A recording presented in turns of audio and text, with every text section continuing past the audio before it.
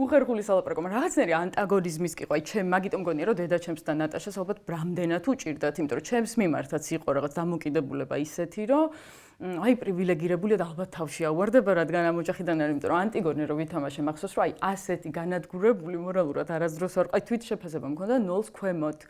და რაღაცა რომ მოეფიქრებინათ რომ თავში ამივარდა ამ როლისგან იძახდნენ რომ აგვიანებს რეპეტიციებზე. ვინც მიცდობს იციან რომ გაдаხრა მაგ და არასდროს არ პირველი მივდიოდი და ბოლო მოვდიოდი.